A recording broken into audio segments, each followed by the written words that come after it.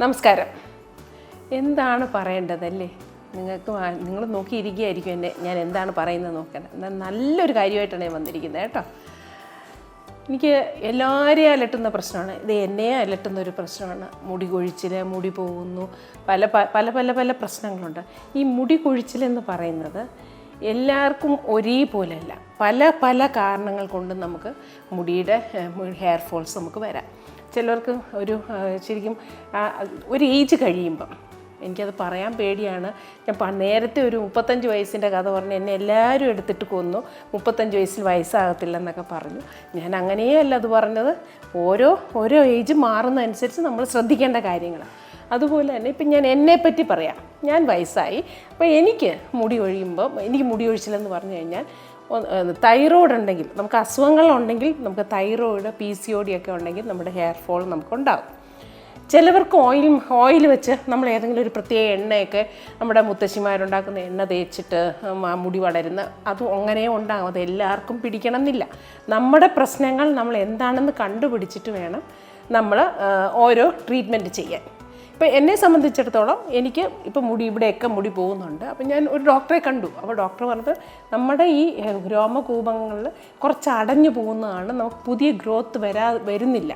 അപ്പോൾ അതിൻ്റെ കൊണ്ടാണ് നമുക്ക് ഈ മുടി കൊഴിച്ചിൽ കൂടുതൽ വരുന്നതെന്നാണ് എൻ്റെ അടുത്ത് പറഞ്ഞത്. പിന്നെ എനിക്ക് തൈറോയിഡിൻ്റെ പ്രശ്നങ്ങളുണ്ട്. അപ്പോൾ തൈറോയിഡിൻ്റെ പ്രശ്നങ്ങളും നമുക്ക് ഈ ഒരു കാരണമാണ്.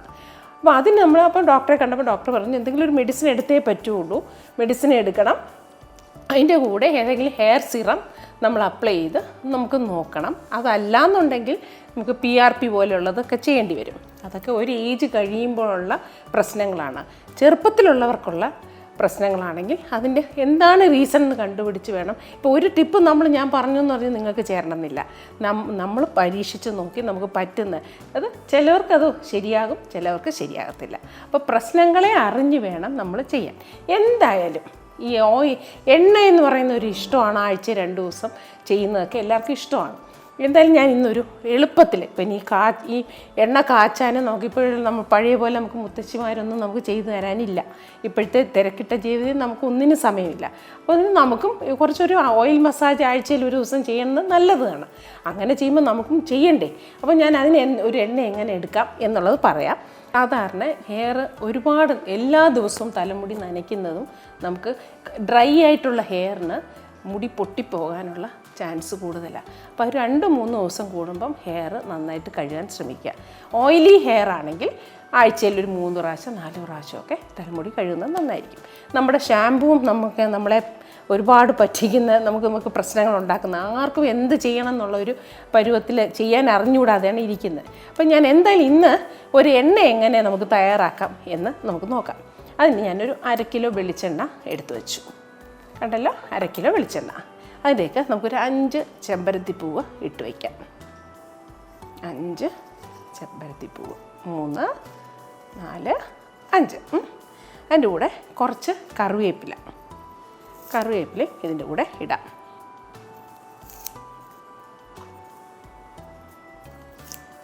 അപ്പം വെളിച്ചെണ്ണ എടുത്തു, ചെമ്പരത്തിപ്പൂവ് എടുത്തു, കറിവേപ്പില എടുത്തു. അതിൻ്റെ കൂടെ കുറച്ച് ഉലുവ മുടിക്ക് നല്ലതാണെന്ന് കേട്ടിട്ടില്ലേ?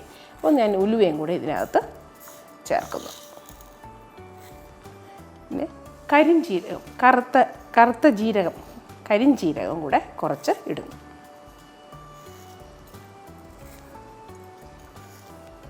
അതിൻ്റെ കൂടെ ഒരു ആയുർവേദ ഒരു വേരാണിത്, മഞ്ചിസ്ത എന്ന് പറഞ്ഞൊരു സാധനം. എന്നിട്ട് ഇങ്ങനെ ഇരിക്കും കാണാൻ, മഞ്ചിസ്ത. ഇത് ഓൺലൈൻ വാങ്ങിക്കാൻ കിട്ടും. അതും കൂടെ നമുക്ക് കുറച്ച് ഇതിനകത്ത് ഇടാം.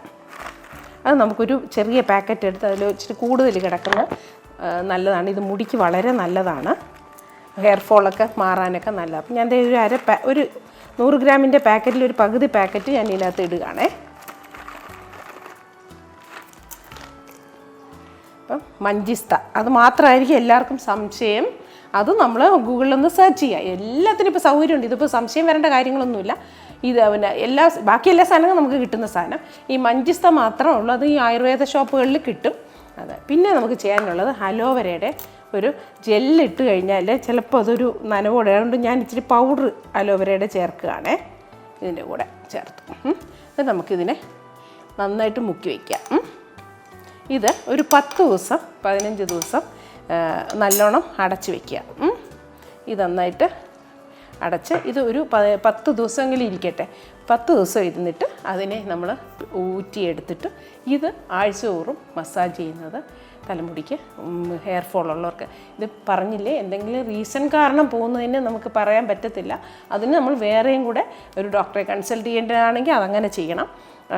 അല്ലെങ്കിൽ ഈ ഹെയർ ഫോൾ സാധാരണ ഒരു ഏജ് കുറഞ്ഞവരും ഈ ചില ഹെയർ ഫോൾ പല കാരണങ്ങൾ വരില്ലേ അങ്ങനെ. പിന്നെ കാര്യം എന്ന് പറഞ്ഞാൽ ഒരുപാട് കെമിക്കൽ ട്രീറ്റ്മെൻറ്റ്സ് ചെയ്യുന്നവർക്കൊക്കെ ഇത് പ്രയോജനപ്പെടും. കാരണം അത് എല്ലാം ഇപ്പം പാർലറിൽ പോയി ചെയ്യുന്ന പലതും നമുക്ക് മുടിക്ക് അപകടം, മുടി ചീത്തയാക്കുന്ന സാധനം ഡ്രൈ ആകുന്നതാണ്. അപ്പോൾ കഴുകുന്നത് ആഴ്ചയിലൊരു 3 ദിവസം 4 ദിവസം കൂടുമ്പോൾ ഡ്രൈ ഹെയറുകാർ കഴുകുക. അത് ഈ എണ്ണ തേച്ച് നന്നായിട്ട് സ്കാൽപ്പിൽ തേച്ച് പുരട്ടി ഒരു 2 മണിക്കൂർ ഇരുന്ന ശേഷം മൈൽഡായിട്ടുള്ള ഷാമ്പു, അത് മൈൽഡായിട്ടുള്ള ഷാമ്പു, ഞാൻ എഗ് ഷാമ്പു ഒക്കെ നമുക്ക് നല്ലതാണ് മൈൽഡ്. അതെങ്ങനെയാണെന്ന് ചോദിച്ചു കഴിഞ്ഞാൽ ഞാൻ പണ്ടത്തെ ഇതിലൊക്കെ ഞാൻ ടിപ്സ് പറഞ്ഞപ്പോൾ ഇത് പറഞ്ഞിട്ടുണ്ട്. ഞാൻ വേണേൽ ഒന്നുകൂടെ പറയാം. കുറച്ച് വെള്ളം, 1 കപ്പ് വെള്ളം എടുക്കുക. അതിനകത്തോട്ട് 2 മുട്ട നന്നായിട്ട്, 2 മുട്ട വേണ്ട, 1 മുട്ട നന്നായിട്ട് ഫുള്ളായിട്ട് അടിച്ച് ചേർക്കുക. അടിച്ച് ചേർത്തിട്ട് കുറച്ച് ഷാമ്പു, ഒരു മൈൽഡ് ഹെയറിന് സാധാ ഷാമ്പു, എഗ് ഷാമ്പു പോലുള്ള എന്തെങ്കിലും ഒരു സാധാ ഷാമ്പു അതിനകത്തോട്ട് നന്നായിട്ട് മിക്സ് ചെയ്ത ശേഷം ഇത് വെച്ച് കഴുകുക. അപ്പം നമുക്ക് ആ മുട്ടയുടെ ഒരു എഫക്റ്റ് കൊണ്ട് നമുക്ക് ഇപ്പം നാച്ചുറലായിട്ട് വീട്ടിൽ ഇരുന്ന് നമുക്ക് വലിയ സ്ട്രോങ് ആയിട്ട് ചേർക്കാതെ നമുക്കിത് തലമുടി കഴുകാൻ സാധിക്കും. അപ്പോൾ ഈ എണ്ണ 10 ദിവസം കഴിയുമ്പോൾ ഇത് ഇനി എൻ്റെ പാർലറിൽ വരുന്നവർക്ക് ഞാൻ ഈ എണ്ണ വെച്ചായിരിക്കും കേട്ടോ മസാജ് ചെയ്യുന്നത്. അപ്പം ഈ എണ്ണ ഒരു 10 ദിവസം ഇരിക്കട്ടെ. ഇരുന്ന് കഴിഞ്ഞ് ഇത് ഊറ്റിയെടുത്തിട്ട് നമുക്ക് ഉപയോഗിക്കാം. അപ്പോൾ മുടിയെ സംബന്ധിച്ചിടത്തോളം ഓരോ ടിപ്സ് അതിന് കൊള്ളാം ഇത് കൊള്ളാം എന്ന് പറഞ്ഞാൽ നമുക്ക് ചേരണം എന്നില്ല. നമ്മളുടെ കുറച്ച് പാരമ്പര്യം അനുസരിച്ച് നമുക്ക് പ്രശ്നങ്ങൾ വരാം. പല കാര്യങ്ങൾ റീസൺ പലതുണ്ടല്ലോ. നിങ്ങൾക്ക് എല്ലാവർക്കും അറിയാം, ഹോർമോൺ ചേഞ്ചിൽ വരാം, PCOD ഉണ്ടെങ്കിൽ വരാം, തൈറോയ്ഡ് ഉണ്ടെങ്കിൽ മുടി പോവാം. ഒരു ഏജ് കഴിയുമ്പോൾ മുടിയുടെ എണ്ണം വളരുന്നതിൻ്റെ ഒരു ഗ്രോത്ത് കുറയും. അപ്പോൾ അതുകൊണ്ട് റീസൺ കൊണ്ട് വരാം. അപ്പോൾ ആ റീസൺ ഞാൻ പറയുന്ന ഒരു 50+ ആയി കഴിഞ്ഞാൽ നമ്മളൊരു ഡോക്ടറുമായിട്ട് കൺസൾട്ട് ചെയ്യുന്നത് നല്ല. മുടി ഒഴിച്ചിലുണ്ടെങ്കിൽ അത് കൺസൾട്ട് ചെയ്ത് അവരുടെ ഒരു അവർ പറയുന്ന അനുസരിച്ച് ഒന്ന് പോയുന്നതും നമ്മുടെ ഹെയറിനെ. അപ്പോൾ ഞാനിപ്പം ട്രീറ്റ്മെൻറ്റ്, എനിക്ക് മുടി നന്നായിട്ട് പോകുന്നുണ്ട്, അതുകൊണ്ട് ഞാനിപ്പോൾ ട്രീറ്റ്മെൻറ്റ് ചെയ്യുകയാണ്. അപ്പോൾ എനിക്ക് അതുകൊണ്ട് വ്യത്യാസം ഞാൻ ഇനി എപ്പോഴെങ്കിലും ഒരു 2-3 മാസം കഴിഞ്ഞാലല്ലേ അതും അറിയുള്ളൂ. ഞാനുണ്ടെങ്കിൽ പറയാം.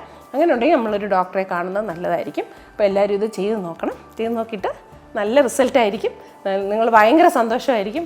ഞാൻ പറയുന്നത് പലതും എനിക്ക് അറിയാവുന്ന, എനിക്ക് ഉറപ്പുള്ളത് കൊണ്ടാണ് ഞാൻ പറയുന്നത്. അപ്പോൾ ചെയ്ത് നോക്കുക. അപ്പം അടുത്തതിൽ നമുക്ക് വീണ്ടും കാണാം. ബൈ.